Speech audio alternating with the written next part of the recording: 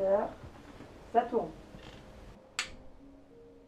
Moi, c'est Nabila, je suis centrafricaine et ça fait bientôt 1 an que je vis en France. J'ai été l'une des étudiantes que l'Université de Clermont a choisie pour suivre une formation dans le cadre du couloir universitaire. La Centrafrique, je dirais que c'est un pays que beaucoup ne connaissent pas parce que quand je dis je viens de la Centrafrique, après on me dit Centrafrique, c'est quel pays?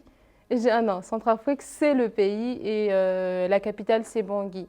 Centrafrique, c'est un pays qui fait partie de la CEMAC, qui se trouve à côté du Cameroun, du Tchad, de la Guinée et tous les pays qui sont dans la CEMAC en Afrique et tout. La Centrafrique est un pays qui est très tropical, si je peux dire ça comme ça. C'est un pays qui regorge surtout beaucoup de forts et de forts. Et c'est un pays qui a beaucoup d'arbres, beaucoup de verdure, si je peux dire ça comme ça. Alors, notre langue nationale là-bas, c'est le sango. Le français n'est pas très utilisé là-bas, si on nous l'enseigne à l'école, mais il n'est pas très utilisé. Mais la langue nationale, c'est le sango. Même à l'école, partout, c'est ce qui se parle et tout.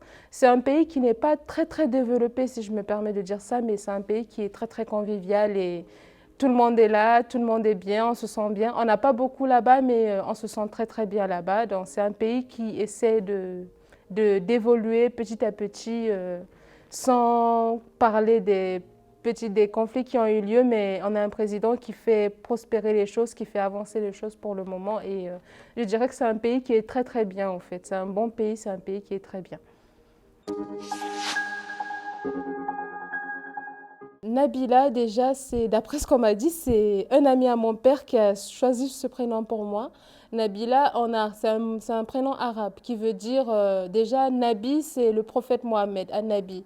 Mais Nabila, quand on voit dans la signification, c'est un nom qui veut dire grandeur d'âme, une personne avec une âme grande et tout ce qui va dans le contexte. Peut-être que ça me ressemble, peut-être bien, je ne sais pas. En général, en Centrafrique, c'est les parents qui choisissent. Par exemple, c'est la maman, les parents. Normalement, c'est la maman de mon père qui aurait dû choisir mon prénom. Parce qu'avec ma mère, la plupart du temps, c'est elle qui choisit les prénoms de tous ses enfants, ou bien on le lui propose et si elle accepte, oui, elle le prend.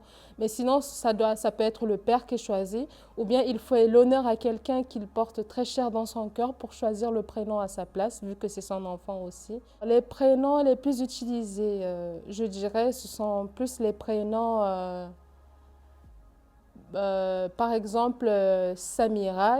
Samira, c'est un nom qui est très utilisé là-bas pour une fille. Fatima aussi, c'est un nom qui est très utilisé. Zara, Sadia et tout ça. Les garçons, ça peut plus être Sani, Mohamed, Ismaël. Ce sont des noms qui sont très utilisés. Youssouf et tout ça pour les garçons, oui. Ce sont des noms un peu plus arabes qui sont utilisés, mais de la manière plus nigériane, si je peux dire ça comme ça, parce qu'ils ont une manière de prononcer qui n'est pas la même chose avec les prénoms arabes, oui.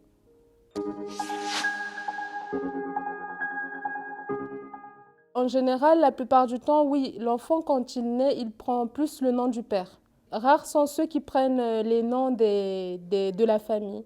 Il y a des ethnies dont les enfants prennent plus le nom de la famille et il y a des ethnies dont c'est plus le nom du père. Mais par exemple, chez moi, nous, on a tous plus pris le nom de notre papa. Donc, on mettait d'abord le nom de notre papa et après, l'autre nom venait après.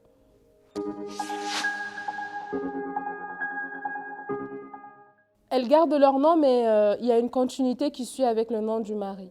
Par exemple, si le mari s'appelle, ça s'appelle aussi Oumar, et elle s'appelle peut-être Fatima, en se mariant, son nom complet c'est Fatima Hassan, mais après elle prend le nom de Fatima Hassan Oumar. Du coup, le nom du mari vient substituer à son nom.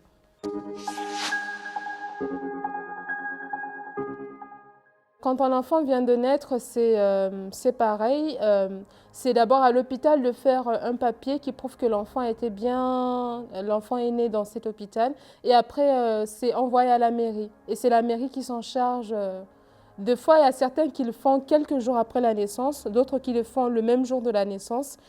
Et il y a d'autres qui le font même peut-être un mois ou quelques temps après la naissance.